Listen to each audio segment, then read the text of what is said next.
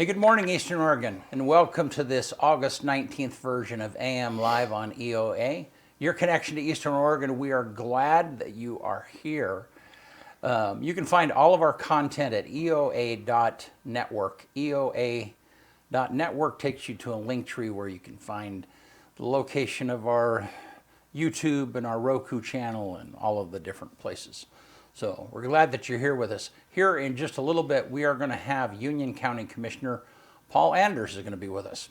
He's in the house. How are you, man? Good. Good. Good. It's second Monday. Yeah. Feels like a second Monday to me. Does it? Yeah. I had a huge weekend with the family and stuff, and I'm just finally recovering. Yeah, I feel like today I'm like, okay, I'm back awake. I've had a little bit of like slow, like sports-wise, thankfully, but yeah. It's getting ready to crank it's gonna pop, up. Right? Yeah. Well, it's good though. I mean, that's how it works. Starting off today, like I have 3 interviews today. I saw on the calendar. Man. Yeah.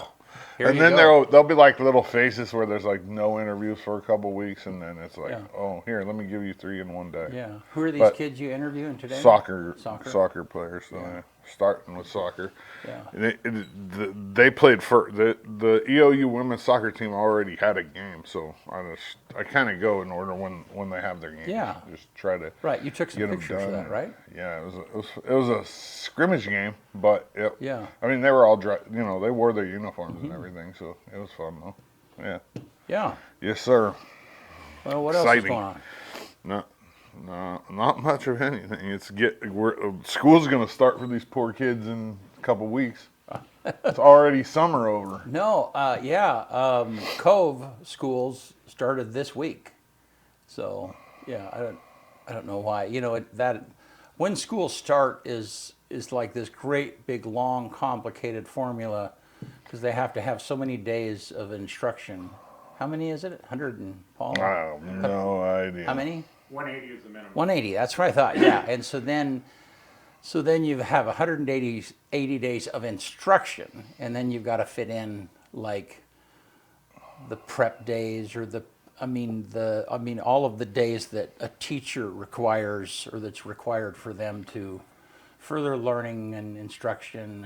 And Paul knows all. There's not near strict rules about it now as there was when we were kids, though, because there's people here like that teach that are hunting and like teaching while they're hunting. You know what I mean? It's like, what?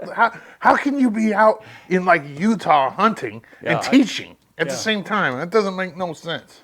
Yeah, they've got to have a way of figuring it out somehow. That reminds me. That's the other thing. I am 100% against high school age kids being able to take classes online. Like, they need to be in the classroom. Yeah. I don't think that high school kids or middle school should be able to go to online school. Yeah. I don't. What about those parents that online school is a part of their homeschooling? That's different. Yeah, if they're homeschooling, okay, whatever. But not, I just choose, I don't want to go to school, so I'm going to be, it's just an easy excuse to not do the work. You and I would have preferred that. Yeah, of course. Right. But that then we would have preferred it because of that. Right. No, I think that there is a common theme that runs all the time of, people will take the least path of resistance every time, and yeah. I mean, I do. I guess the thought of it is like they can pay their teachers a little bit more that are teaching online because the overhead is less, and they're getting. These schools that are doing the online school are getting the same amount from the state and from the federal government per kid. Doesn't matter if they're going to class or if they're doing it right here on the computer. Yeah. So it cuts the overhead and they can pay the teachers more, but at the same time, the kids are the ones that are losing, I think, because they're not learning how to socially interact. There's not a lot of accountability when you have a class that you can check into anytime during the day. Yeah. Like I had to be at math class at 8:05.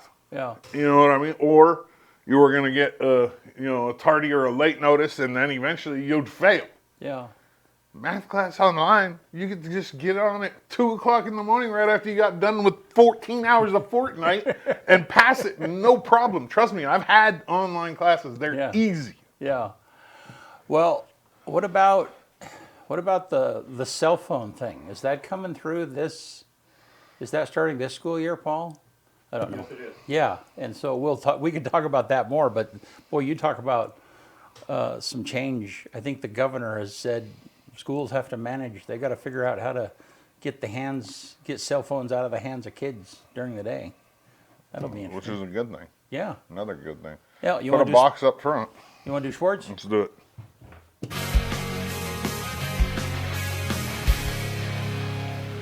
Brought to you by Hobby Habit and LeGrand, The Lord of the Rings, Fate of the Fellowship is a cooperative game in which each player controls two characters, lending their unique abilities to protect the one and only Frodo. Battle enemies in pivotal locations and evade the menaces of Nazgul and Sauron's searching eye. Go check it out at 411 First Street today. Hobby Habit, just for the fun of it. So it's going to be a pretty quick sports. There's not a lot going on, but let's talk about the streaming stuff.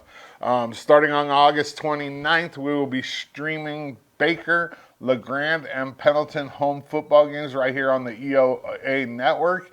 If you're interested in advertising, we still have some slots, so give us a message either on here or office at EOA Live TV. And we'll get you all the information on what it would cost to advertise right here on EO Live. The football team for LeGrand, like they had their first practice yesterday, and they're getting ready to go. So they don't play week 0, which is that week of the 29th. They play the next week, but it's on the road. Their first home game will be the following week. So. But if you want, it's 13 games, 13 home games between the three teams, and it's a great opportunity for you to get your business recognized. Let's see here. Is there anything else sports-wise? I'm just checking real fast. Yeah, there's not a lot going on. Like I said, it's kind of like we had moratorium week, and then now they just started practicing.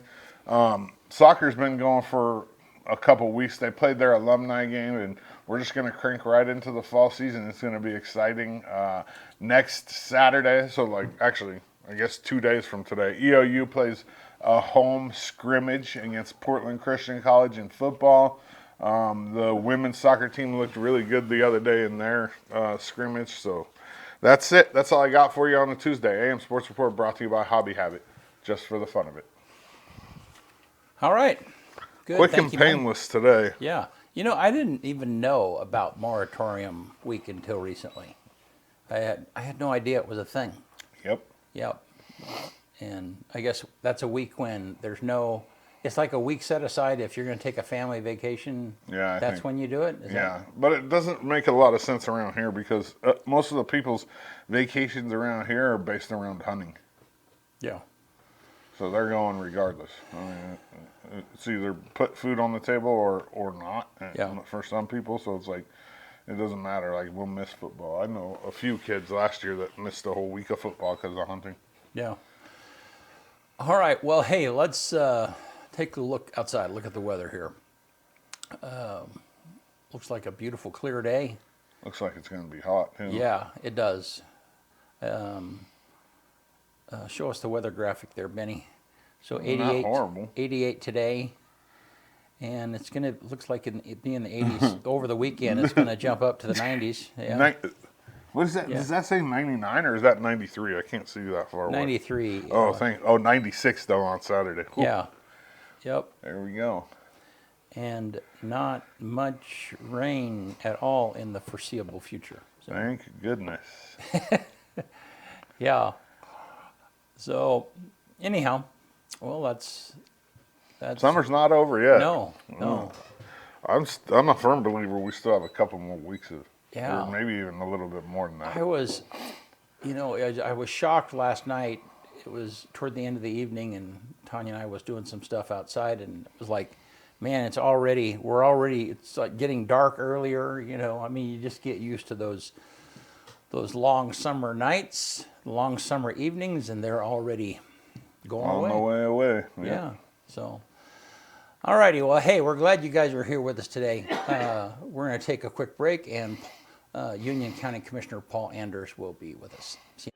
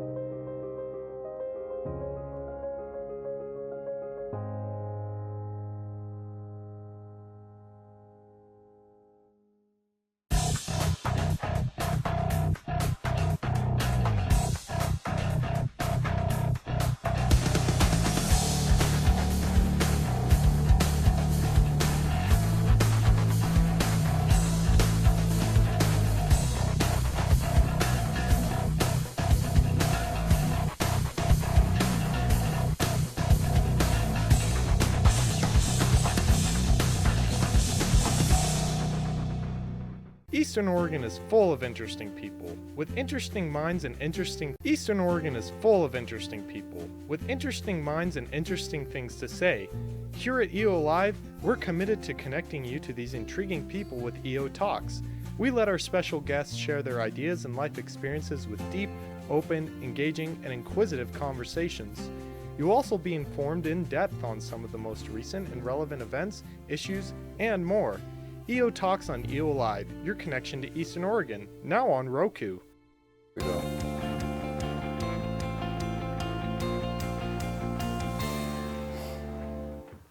All right, we're back. Union County Commissioner Paul Anders, how are you, man? I'm well. How are you? Good. You know, when you come in, the minute you come in, it starts firing. You know. I enjoy these. I really Yeah. do. A lot of people go, "Isn't that stressful?" No, it's not. Yeah. I never feel like you ever try to have those gotcha questions Yeah.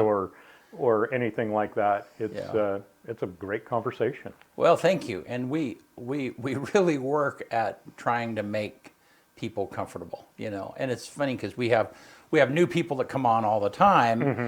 and at first they're a little bit nervous, and by the time we get done with it, it's like, wow, that went by fast, or Yep, that was and that's- easy, or yep, you know, and just they do 'cause- go by quickly. yeah, because it's just simple, yeah. So, and I mean, that's kind of the way we do business, and so I watch news, you know, I mean, I watch channels sometimes, and they do have the got you, you know, and it's like, I just, from a media standpoint person, I just would feel, I don't know how you would, you'd go through that, you'd ask those questions, but I mean, it's a different relationship. I mean, Oh yeah. yeah, I mean, I'm sure you've had other reporters at times kind of Yes, I have. corner you in some manner, Yep. and you, I mean, I would imagine that you're forever kind of guarded. I mean, how do you not be? True. Yep. And there was one instance where the reporter tried to get a hold of me, and I want to say it was Veterans Day, and I was out with not great cell phone coverage, and she ended up writing the article without any input from me, and Oh, yeah, yeah. it was interesting. Let me put it that way. Yeah. Yeah. Yeah. Well, so I mean, kind of look, you have another year after this fall, right? I mean, I'm trying Correct. Yeah. Give or take 15, 16 months Yeah. In office. I have on my phone when Commissioner Beveridge got done with her term, I realized that time is short, and so I started a timer, and I'm under 500 days by quite a bit now. Wow. And it's like I've got,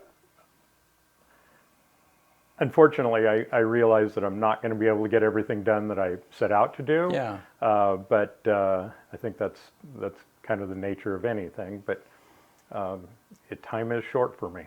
Yeah.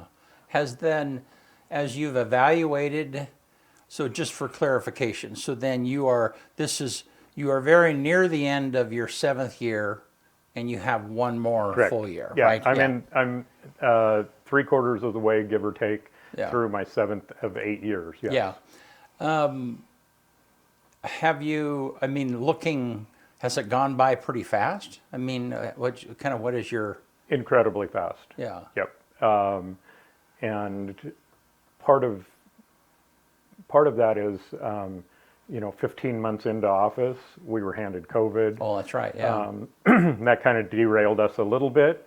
But it also, oddly enough, provided us with some opportunities. With the federal money that came in, we were able to do some long-term investment for the county that otherwise we never would have. So I consider that a silver lining. The other is, with COVID and Zoom or Teams becoming better and better, it's much easier to have a meeting rather than just a telephone meeting. Right. Yesterday I was in two. One of the people was in Cincinnati and the other person was on the East Coast, and we're able to share documents. We're able to, put documents on the screen. It was, I think, as meetings go, pretty effective meeting. Yeah. Yeah, and before COVID, those things you maybe would have a phone conversation, or they have to be in person, or Right. Yeah. Right. No, I mean, I think it put communication in hyperdrive just because that it had to go. I Yep. mean, if you didn't find other means of communicating, it just didn't happen. Right. Yeah. And I remember, early on in my term where on an iPhone, people would add people to a call. And, you'd have 3 or 4 people on there, and not being able to see anything, Right. people are talking over each other, or you didn't know whether they're really, I guess you could turn your camera off and not know whether folks were paying attention or not. But Yeah. Sitting there in their underwear drinking wine. I saw this one meme of a guy in a meeting, and he had yellow jeans, right? And he had taken them over his back and wrapped them across the front and made it look like a sports jacket in the front. So he's sitting there in his underwear and these jeans, and it looks like it actually looks good, and he's like in front of the camera, and he's sitting at home in his underwear. It's so dang funny. Oh, it just kind of launched a whole another group of, not only communication, but YouTube and influencers, and all of that just went podcasts. Just went straight up. Yep. You got a dress code for you, Paul, for Zoom meetings? Or will you do them just straight up in your skivvies? no, I do not do that. even in the height of COVID, no, I'm not that guy. No, I have some weekly meetings at home. Yeah, and I'm feeling the same way. As like, I can't feel the way I dress affects how I feel about the way I'm presenting myself professionally. Yep. Yeah. And so I'm not very comfortable with that. But Yeah. no, I talking about funny memes or thing. We've seen the guy who mounted his computer onto the front of his bicycle, and then has a green screen, and literally he's wheeling down the road, but it looks like he's sitting in his office because he's got and it's just a parody. But those kinds of things, I'm sure, happen in some manner. So. And I will admit it. I'm good for about an hour on a Zoom, and then I find it hard to keep concentration. They're the if worst, longer man. than Zoom that. meetings Yeah. are the worst. Your email's there, and then your phone, and then pretty soon you're literally out of the meeting. I hate it when people are so disrespectful that they turn their camera off, because that means they're multitasking. 100%. If you have the choice to have your camera on and you choose to have it off, that means you're doing something else. Right. And oftentimes, though, I'm in meetings with people from a lot of times rural areas, and that bandwidth, sometimes they have to turn their camera off, but they're participating enough that that they're engaged. fully engaged. Right. So yeah. Yeah. But on the same hand, if you're in a meeting with 100 people or 500 people, Right. whatever the case might be, then I mean you're really there to listen to somebody who's speaking, Exactly. or to peer into a board meeting that's happening, and you're not. Yeah. Yep. And that kind of, then I don't know. When I've done that, it's like, hey, this is a chance to multitask. Yeah, that's Yeah, different. it is. That's completely but it's different. funny because I don't know. I think that something that has changed, and Kyle, I've talked about this recently, is that most everybody is a 2-device person now. I mean, when you're watching TV, you're looking at something on your phone too. I mean, certainly. it's multiple crazy. devices all at the same time. Yeah, Yep. Sometimes 3 for me. Yeah. That's how bad it is. It's terrible. Yeah. I try to catch. If I catch myself doing it, I always try to no, stop. But You don't I have don't know. to do all 3 of these things at one time. For my mind, I like if I'm driving and I'm occupied keeping the car on the road or whatever, that frees another part of my brain to just be creative or be thinking, or I don't know. For me, that multi thing is, I don't know, that I kind of excel on that. And for longer drives, I mean, not like a commute from my house Right, to work. I listen to podcasts, Yeah. and I learn so much from those. Yeah. And some of them are just pure entertainment, and some Right. of them I learn an awful lot. Yeah. So who do you like to listen to? Probably. My very favorite is called the Six Ranch Podcast. Oh, Captain James Nash. Oh. And It's all right. I've heard it before. variety of topics. This last one I listened to, he was interviewing a young woman that's a guide kind of over in the Morrow County, Umatilla County area. And it was fascinating listening to her and how, well, actually the two of them interacting and how they put the hunts together and the relationships between clients. And I thoroughly enjoy those. And it's just the number 6 and then Ranch Podcast. Six Ranch. Yeah, Okay. I'll have to check that out. So I listen to, there's a story, it's called Stories of the Old West. And, it's a historical thing where they go through, but growing up in Wyoming, I hear a lot of Wyoming territory in those stories all the time, and so that's kind of interesting to me. And I listen to Mike Rowe. Listened to him a few times. Yeah, Yep. the way I heard it and stuff. I follow him, and he does a pretty good job of scooping in a lot of different perspectives and information and stuff. I appreciate that. On road trips, I make Benny listen to Unsolved Mysteries in LeGrand. There's a podcast I always make him listen to, when we go on trips for work. I make him listen to which missing by the persons cases and. Yeah, which by the way, I mean, I don't know if you saw it, but Jason Hayes, Lieutenant Jason Hayes from the LeGrand Police Department is going to be on in a couple of weeks and going to talk about some of the podcast people that have reached out to him with unsolved cases and stuff. So anyhow, well, so you and I were talking a little bit offline about farming and commodity prices. Kind of bring us up to speed. What's going on there? Many commodity, especially the ones we grow in this area, are really low. Some at historic lows, and it's concerning for the ag community. Cattle are doing pretty well, which is it's about time for them. That's a tough way to make a living, but the commodity prices for I would call them farmers rather than ranchers are really concerning, and I don't know what the solution is, to be honest with you. There's inputs are continuing to stay pretty high and prices are pretty low, and it's tough to operate that way for very long. So commodity, help me understand that what does that mean? Who sets those prices? And well, it's there's an old saying that farmers are a price taker rather than a price setter. So they get whatever the market price is. They can't really go out. To a degree, they can negotiate some contracts, but a commodity, as I think about it, is grass seed, the grains, whether it be wheat or barley, alfalfa, all of those would fit under the category of commodity. Now, I do know that there are some folks here locally who will do crops and cattle. Mm-hmm.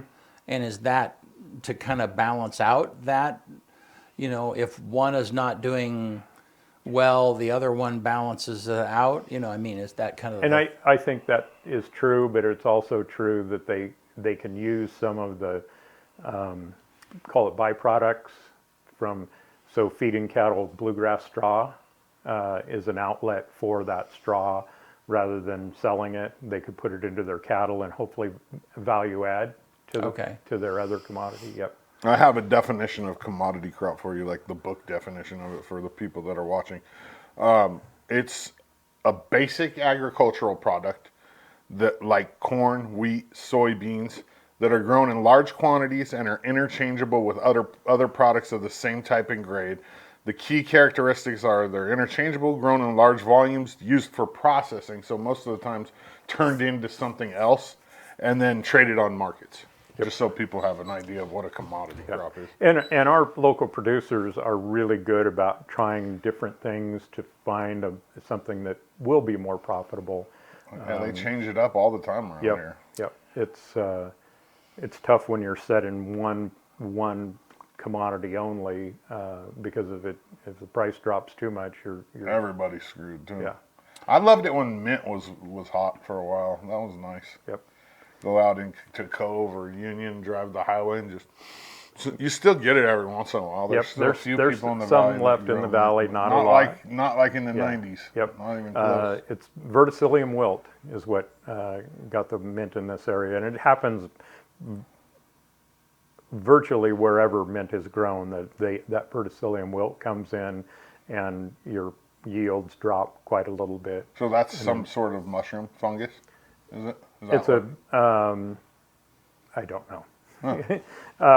It affects the yields on them though, and what they do is they'll get what's called clean stalk or nuclear stalk and plant new regions, and you'll see mint move from one place to another. It was big in the Willamette Valley for a while, then kind of in the Yakima area, and then here, and it has to move to new ground. It is a fungus. And so then I wonder how long does it take the fungus to go away? It doesn't. There's no, it says here, there curable. is no cure for verticillium wilt. The proper management can help slow its progress and extend the life of the plants, but you can never get rid of it. Huh. Wow. That's crazy. Well, and I was talking to a farmer not too long ago who said that grass seed right now, there's a glut of it out there. And so then, for those farmers that are growing seed, they don't really have a market for it even once they harvest it. Right. Is that right? Yeah. Yeah, and one of the things that I would note is grass seed is not grass seed. I mean, the grass seed that's grown in this area is significantly better than grown in other areas and regions, and we have different varieties. But even with that, there's prices are pretty depressed on grass seed as well. Yeah. So what are they growing right now that is profitable, or maybe that is better? What's better than some of the other crops? Right. There's not much, to be honest with you. It's everything. All the commodities, like I said, other than beef, are pretty depressed right now. Huh. And then you were saying that there are some farmers that are just generational farmers that are like, man, this is a tough time financially. This is as tough as they've seen it in their production life, yes. Because part of their normal cycle is they borrow money to put stuff in the ground, right, for their operation. Mm-hmm. And then at the end of the operation, they get paid, and hopefully they've made more than what they borrowed, right? Yeah. Yep. And a lot of that is, like I said, is forward contracted. I spoke to a farmer the other day that had just gotten paid for grass seed that he had sold over 2 years ago. Wow. And that's a long time to wait on a payment. Yep. Yeah. Yeah. Well, we grow quite a bit of canola, don't we, here in this valley? Fair amount of canola. And Do we grow spring or do we grow fall canola? Because there's two different seasons. Right, for it. there's a little bit of both, but Is there? yeah. And then there's a relatively new crop called camelina, and that is used as It's another oil crop. Yep.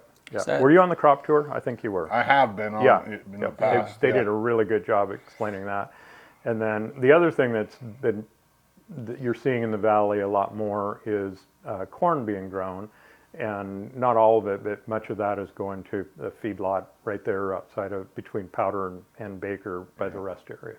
Oh, So that's a market that we didn't really have in the past because of trucking costs. So What's the number one crop is it wheat? in Union County, grass seed. It is. Well, I meant outside of grass. Oh, Probably. probably alfalfa. Is it alfalfa? Yeah, I don't know. I should know that, but I don't. Yeah, I don't know that either.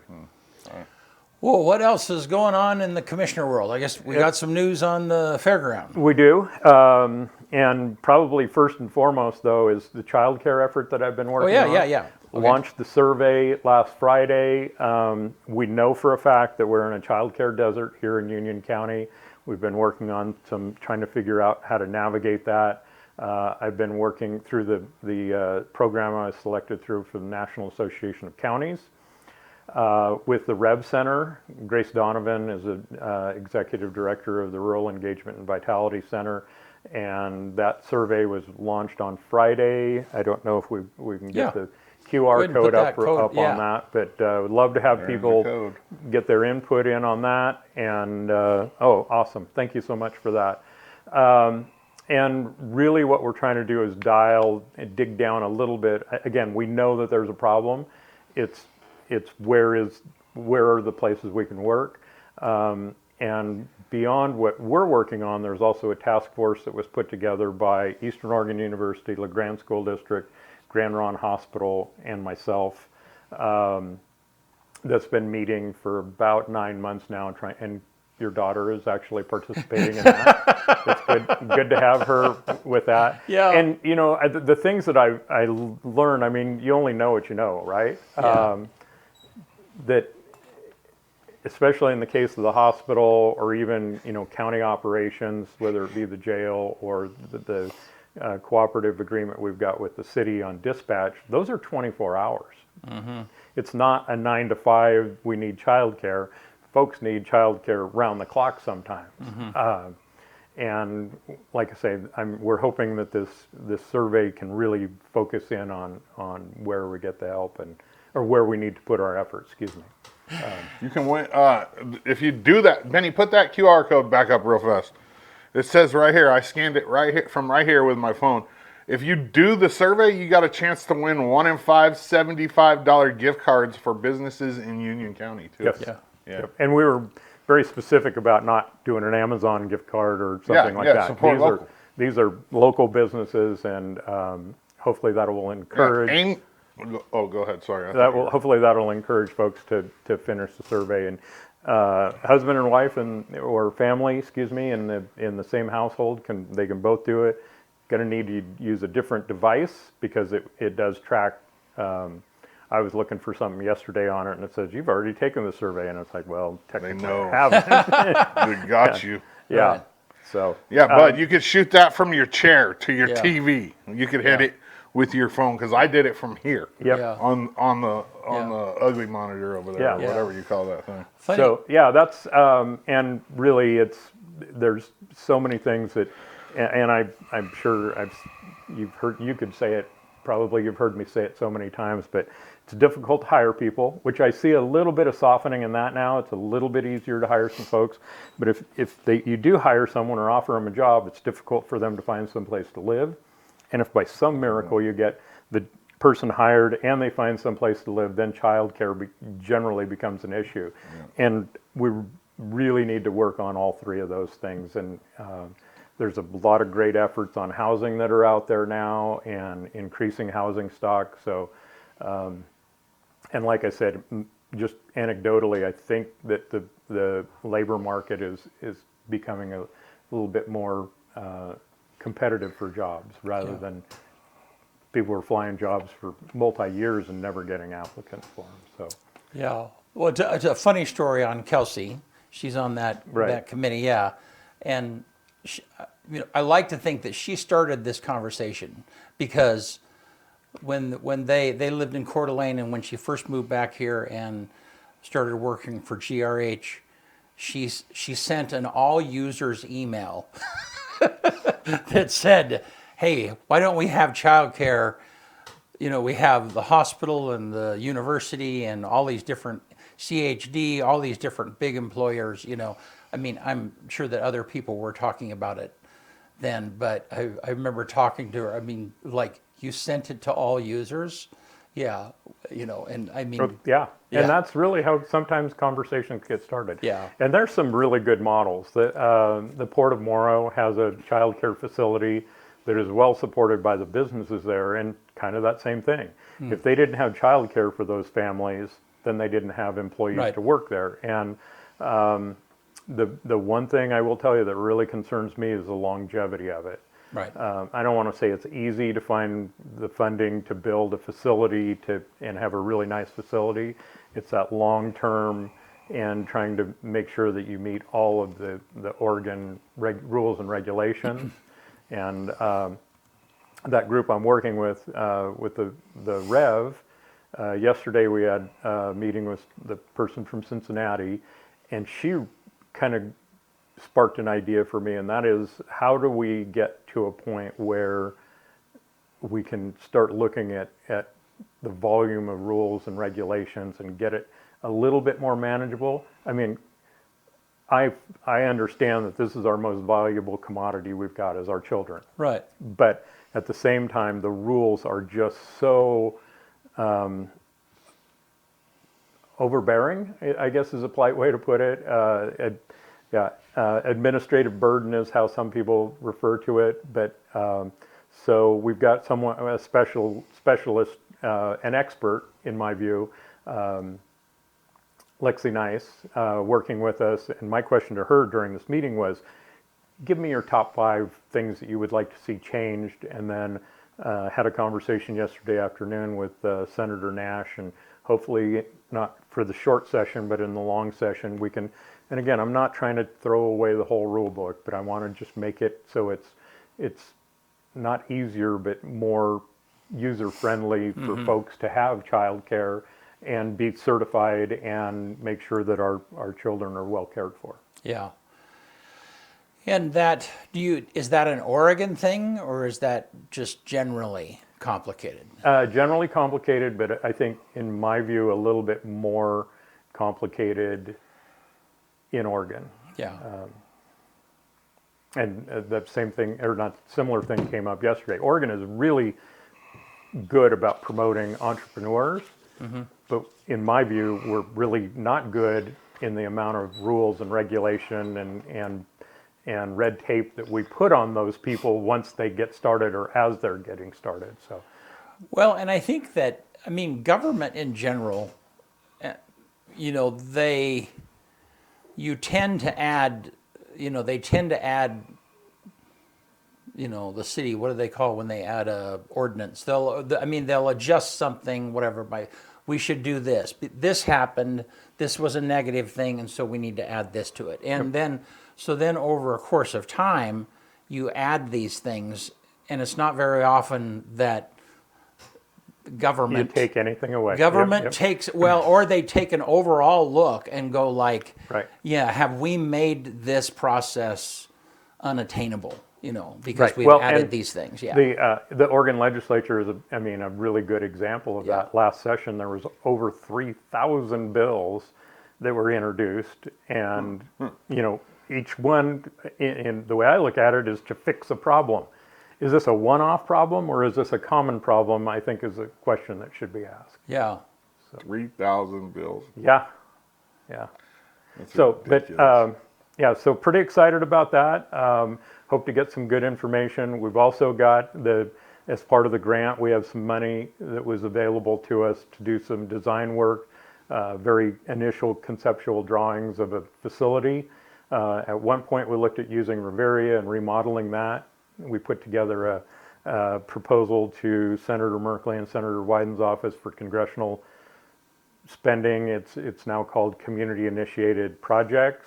We found out about 2 weeks ago that we are not in the running for that. But even so, when I put the proposal together, it was to remodel Riveria, and then shortly after the application went in, I woke up. I don't want to call it middle of the night, but I woke up and I thought, that's quite possibly the dumbest idea I've ever had. Wait, what kind of facility? Childcare. Oh, Yeah. okay. Childcare. You're still on childcare. Yeah. I don't Still know on why, but my brain like jumped ahead to when you said facility. I'm thinking the mental health and the drug rehabilitation stuff. No, All right. I childcare. just wanted to make sure. So I called Jessica Keyes from Senator Merkley's office, and I said, hey, I just realized that, and I started to run the numbers, and I didn't have them complete, but I said, I'm fairly confident that it would be, believe it or not, less expensive to build brand new than it would be to rehab Riveria. Would have been great to been, I mean, that's a solid bones in that building. It's a really well-built building. So we've got a company in town that's now looking at doing a brand new or designing a brand new standalone on the rest of the block where Riveria sits. So we'll see what that comes up to. We're certainly going to try for some grants coming out of Oregon, Business Oregon in particular, to get that facility put together. But again, it's the staffing, it's the day-to-day, it's the insurance, it's the meeting all the regulations, and making sure that our kids are safe and well cared for in a facility. Well, and at the end of the day, if it doesn't pencil out for the parent, then Right. yeah, Right. I mean, the customer at the end of the process, you know, and Right. I mean, and we find that in business is all the time. It's like, oh, this would be a cool idea, and then but this is what it would take to pay for Right. it, and nobody's going to buy that. Right. Yeah. Well, and that's the other thing. One of the models that is reoccurring Yeah. is an investment by businesses. Right. And I would never assume to speak for Grand Ron Hospital, but in some of the models we've looked at is a company like that, a big employer, will put X number of dollars in so that they know that longevity is going to be there, and it's an investment in their employees. Right. Some big employers just have like in-house childcare. Right. Wild Horse, they pay for the child. You know what I mean? Right. If you don't go to Wild Horse daycare, then Wild Horse will help you pay for your. You know what I mean? Yep. Which. Yep. Well, and my oldest sister, when she was working at Stanford University, my nephews were both in a child care that was, I mean, granted it was a learning environment as well. They had on-campus child care for all of their employees. So. Well, but then you get the argument like the people that don't have kids, and I get it, are like, what, you know, you're paying for their child care, you're taking care of their kids. They made a choice to have kids. So essentially you're paying them more than you're paying me. You know what I mean? Like, and I get that 100%. Like, Right. I have kids. We worked opposite shifts just so we didn't have to have our kids in childcare because we didn't want them in childcare. Yeah, and that's that's something that's between the employer and employee. Right. And like I say, there's certainly a need in this community. The one thing that we're really trying to make sure that we don't do is do any damage to the folks that are offering childcare now. I mean, we don't want to go, hey, Right. we're going to open up this great Right. big place Right, and then shut down three childcare places. That is not what we want to do. So Yeah. Right. yeah. So is the burden less if it were a learning environment, or does the learning environment make it more? You know what I'm saying? Oh, I see what you're saying. Yeah. Actually, there are some, I don't want to call them loopholes, but there are some concessions that they make if it's an educational facility. Right. Baker School District, I'm not super familiar with it, but they put together a child care there that was very innovative. Erin Lair was superintendent at the time, and she did some really great things in Baker, and that was one of them. Right, and I mean, I'm thinking of like Heidi Ho. I mean, a lot of people use Heidi Ho they use it for the childcare, but there is that educational environment Right. also. Yep. Yeah. Yep. you know. And again, we're still digging into it. There's a lot to it. Yeah. And that's one of the reasons I'm really appreciative of having Lexi there, because I mean, I have a question, ask her, and it's answered. And really, she is very much a student of the business as well, and it's really great to have her on board. Well, I mean, the preschool is. I looked at preschool as like childcare for my kids. You know what I mean? It's just right. they're learning, but I paid an extensive amount of money for my kids to go to preschool so they could learn, but also so we could work the same Right. shift for a couple Yep. years. Yep. You know what I mean? Like and be at Exactly. home as a family in the evening. Yeah. Which is incredibly important as well. Yeah, I agree. So, do we have some news on the fairgrounds? We do. Yeah. We do. And I would be remiss if I didn't acknowledge the incredibly hard work and tenacious attitude that Commissioner Scarfo worked on this for a number of years. A couple weeks ago, the governor signed it's called the Christmas Tree Bill. It's a funding package that has a number of things from water projects in some cities and this as well. There's money for downtown Portland for some improvements in their festival areas. Yeah. But yeah, so a little over 2.5 million from the state in order to get us across the finish line on the sewer water project. And as Commissioner Scarfo said many times, if we didn't have the Grand Ronde River and I-84 to deal with, it would have been a much less expensive It would already project. be Yeah. done. Yeah. So pretty excited about that. Our fair board has done a really great job of visioning and getting a great plan in place. I don't know if you were able to attend, but this year's fair, I thought attendance was up. I mean, that's just me being there.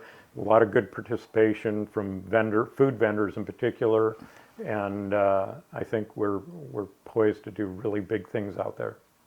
That's great. Yeah. Yeah. You had to give Scarfo props there because a certain news media outlet around here wrote a whole article about that thing and didn't say anything about Scarfo. Talked about Nash and who was the lady? Levy, and didn't say nothing about Scarfo in the whole article. Yeah. Like the person who really?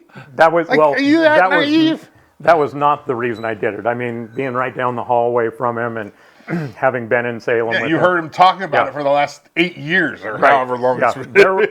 There were about the legislators' offices that if he showed up, they Oh, were like, yeah, you, count- get out. Yeah. Yeah, with security. Yeah. At another legislator, when I was talking about some other legislation, and I said, also, here's our fairgrounds project. And he looked at me and just kind of shook his head and he goes, I'm to the point right now. He goes, I'm ready to write a personal check to get that done so Right, I don't have to see you. And I said, we're good with that. Yeah. Please. I almost texted him when I read that article, but I just didn't want to light the fire in it. Like And I think, honestly, we're just so happy that it's Right. done. he didn't care. Yeah. Yeah.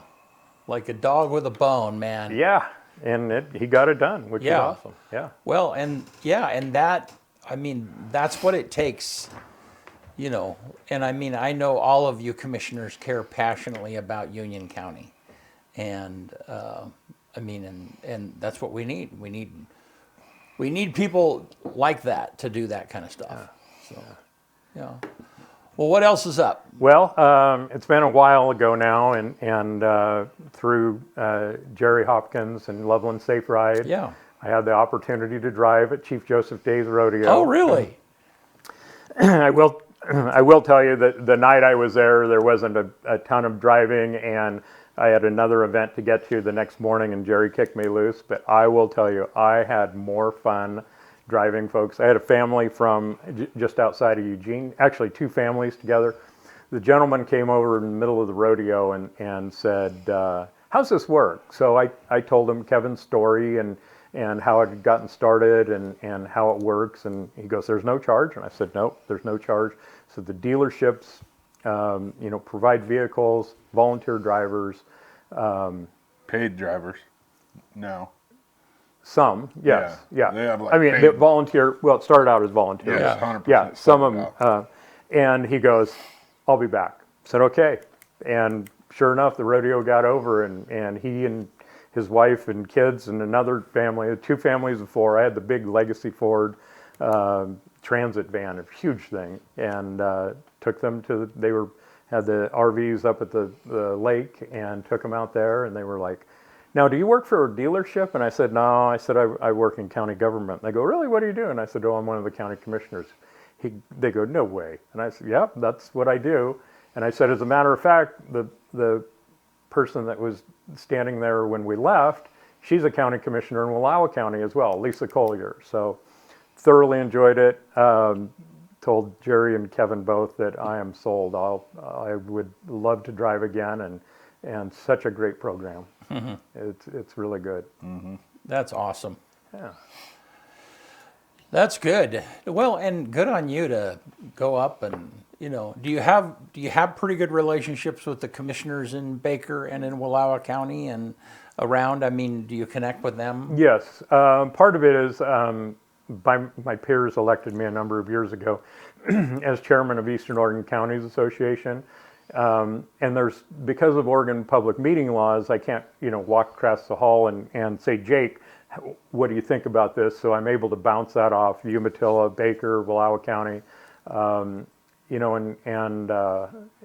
it's news in our world. But Commissioner Roberts of Wallowa County passed recently, and she was really the matriarch of the county commissioners, and she will certainly be missed. And call it being down a commissioner for the time that she was ill, and before she passed, put a real strain on those folks. And Commissioner Collier and I have developed a really strong working relationship. And then I guess it's been a couple weeks ago now, they were able to appoint a former county commissioner, Mike Hayward, to the open seat, which brings a lot of continuity to that as well.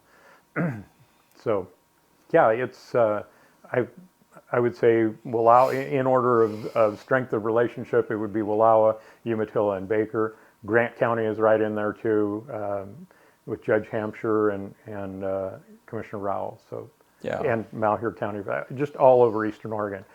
Oftentimes we're working on very similar things, and like I say, it's easier to bounce those ideas off of each other. Wow. So what kind of spurred you to drive for Kevin or Loveland Safe Ride? What caused you to want to do that? Well, first of all, when Kevin first got it started, he told me the story, and we were actually hunting in southeast Oregon, and a touching story, to say the least. And then, it's not a secret, I've used their services more than once, and thought it was, really a great thing to have this available. Yeah, I mean, it is. And if we can, get to a point where we never have another DUI, I would be super happy. And just got to talking with Kevin and Jerry, and said, "Man, I'd love to do that." And Jerry said, "Well, we're starting a program in Wallowa County for Chief Joseph Days." And I said, "I'll do it." So, yeah. So here's a off-the-wall question. Okay. So, who is an unsung hero in the county that people might not know about? Oh, gosh. Yeah. Oh, easy answer. Shelley Burgess. Okay, I knew you were Yeah. going to say Shelley. Shelley is the glue that keeps the county together. A little bit joking, tongue-in-cheek, I say if she's not there, I'm not there. Yeah.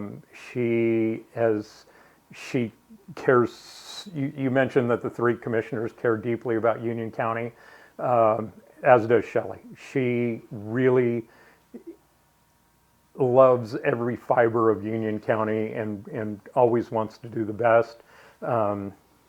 The budgeting process that we go through with her as a budgeting officer, she has great relationships with the department heads and elected officials, so they know that they're not going to ask for something outlandish because this is what we've got to work with. and she by far is the biggest unsung hero. But we've got a lot of people that work for Union County that are really dedicated. Actually, I say this fairly often, we are very fortunate to have the people that work for the county and for the people of Union County, really. One thing I appreciate about Shelley is that, I mean, with her position comes a certain amount of power, but I never sniff power with Shelley. You know what I mean? It is always, this is the information you need, or this is the guidelines that you need to operate in, or, you know. Very much so, yeah. Yeah.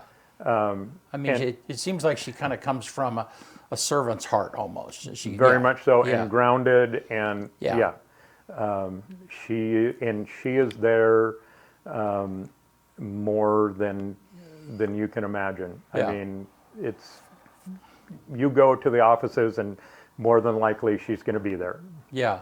Well, and I've chaired a couple of committees with her, you know, and I mean, and I see you guys do this too. You will check and look, and she'll go like, you know, yeah, I mean, she'll kind of give you an affirmation of like, yeah, that's, you know, there is a path there. Very much so. It's not, Yep. no, you shouldn't do that. It is, yeah, it's guidance. Right. Or yeah. here are the options Right. on Right. choices that you could make that Yeah. are the Yeah. most reasonable. And we rely on her so much. And actually, the whole staff in that commissioner's office. I mean, there's people that come in maybe for the first time and see a commission meeting and go, "Man, you guys made decisions really quickly. How do you do that?" Well, we've got all the documents prior Yeah. to. Right. We all three of us read our packets, and a lot of times between getting the packets and the meeting, we'll sit down with Shelley, or we'll Yeah. sit down with that particular department head and say, "Hey, what about this? And how does this work?" Things Yeah. like that. Yeah, and I see all that, and I know that. That's awesome. Can you think of anybody else that you want to give a shout out to? Gosh, new, and not to say anything that it wasn't being run well, but Odin Miller in the juvenile department really stepped up and has got some things that are going on there. And if you have an opportunity to visit with him, he just exudes excitement and wanting to do the right thing for that department as well. Probably another one would be Lisa Feek in the clerk's office. She's an elected official, and Yeah. a few weeks ago, actually when it was during the Eastern Oregon Women's Coalition's Economic Summit that was in Pendleton, Secretary of State Tobias Reed came over and visited with us, and you know, sometimes I get a number of questions about the integrity of elections and mail-in and things like that, and I looked at Secretary of State and I said, when I get those questions, I look that person in the eye and tell them that in Union County, our elections are flawless. They are impeccable. And with Robin Church and now with Lisa Feek, great elections here. Yeah. So very confident in their skill sets. No, and I totally agree with that. And you know, I mean, Trump has a big push now to do away with mail-in elections, and you know, and whatever his agenda is, I kind of understand that perspective. But when I looked into it, I mean, there just is not wiggle room. When you look at the Union County mail-in elections and you go through, and we've done that with Robin Church in the past, you go through step by step, it's just not possible. There's not, you know, any error, any cheating, anything. No. There is a checkpoint to catch all that. Yeah. And to that point, I mean, if signatures don't match, Right. they will reach out to you. Right. And I watched it happen. I Yeah. go up there every year. Yeah, yeah. I've seen it. And the happen volunteers that firsthand. work there in that process, I mean, they work long hours. Yeah. And For a Subway sandwich, that's all they get too. well, they're up there busting their butts. if I am not on the ballot, I try to get them some goodies to kind of to get them If through I'm the not process. on the ballot. Yeah, that would not be good if I were on the ballot. So. Is that gerrymandering? No, What's the word for that? that would be influence peddling. Yeah, influence Yes. peddling. There you go. Yeah, Yeah. Paul gave me 3 chocolate chip cookies to vote Yeah. for. I Yeah. promise you that. yep. It only took one, but he tripled it. Yeah. Well, anything else you can think of before we quit? Oh gosh.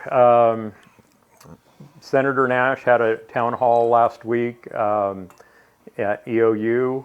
I had the opportunity to apologize to President Ryan yet again.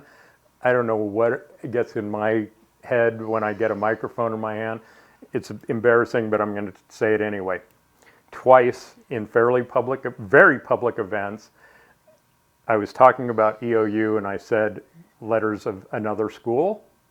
And I don't know how, like I say, how it gets stuck in my head. But when I said it, I saw her and Tim Seidel kind of, I don't want to say squirm, but they moved a little bit. And I thought, I wonder what that was about. Got done, went down, sat down, and my phone just starts going. Beep beep. Yeah. Yeah, and it was scripted for me, but I believe it is. When EOU thrives, the region thrives. And I said, when OSU thrives, and I'm like, oh, and when I said, I didn't really do that, and they said, yes, you did. So anyway, again, my apologies to President Ryan, my apologies to Susanna Moore, my apologies to Tim Seidel. I don't know how it happens, but it's... Trust me, there are times that you know, Kyle, I will say something, and it's like, there's no way I said that. And then you go back, and it's like, yep, you just had a brain, and yeah. So Yep. I get it. Anyway, think the world of what President Ryan's doing at the university. Yeah. She doesn't have an easy job with funding and different decisions that come down from both feds and the state. So, Yeah. I like her. yep, and another person really has not just EOU, but the community and the county and the region best interest at heart. Yeah, which is crazy because she don't owe this area nothing. You know what I mean? Like she didn't grow up. You know, like Right. not how it normally is. It's weird. Yeah, and I think that she was able to build on a lot of things that President Ensko did. True. Completely different style, but both of them I think are really good matches for the university at that time. Yeah. For sure. We love having her on the show because she's an absolute fireball. She is. Yeah. I mean, she's a hoot. She will take us on Yeah. without Yep. Yep. A lot of fun. Well, Paul, thank you. You bet. So much for being here today. Yeah. Appreciate being able Yeah. to come on, and if folks could take that survey for the child care, that would be really Yeah, helpful. Flash that up one more time, Benny. Yep. That QR code. There Yeah. you go. You Yeah, can so- win $75. Yeah. So this is a survey because Union County's trying to put together some kind of a child care facility and organization to help parents that are trying to move into the area. and Yeah. support those that are already Yep. providing yep, child yep, care. Thank Yep. you. Yeah. Yep. All righty. Well, hey, you want to get us out Let's here? do Thank it. you so much. Yeah, you bet, man. On this day, August 19th, 1848, the New York Herald is the first major Eastern newspaper to report the discovery of gold in California. Then we jump all the way ahead because I was late today and I was late getting going. We jump ahead to 1995. Mike Tyson returns to the ring after serving 3 years in prison and beats Peter McNeely in about a minute and a half. It was Mike. Even after prison, I would not want to get punched by Mike Tyson. I wouldn't even want to get punched by him now. 2020, Apple becomes the first U.S. company to be valued at $2 trillion. And that's just 2 years after it becomes the first company to be valued at $1 trillion. That's crazy. It doubled in 2 years. Took them, 50 some odd years to get to $1 trillion, and then it only took them 2 years to get to $2 trillion. That's the power of money. Yeah. On this day, the #1 movie in America in 2005, 40-Year-Old Virgin, which is a pretty funny movie, actually. And then the quote of the day comes from Oscar Wilde. Every saint has a past and every sinner has a future. One more time. Every saint has a past and every sinner has a future. Good stuff. Boom. Thank you, sir. Thank you. Thanks, Yeah, Paul. we appreciate it a bunch. You bet. Yeah. We'll see you guys soon.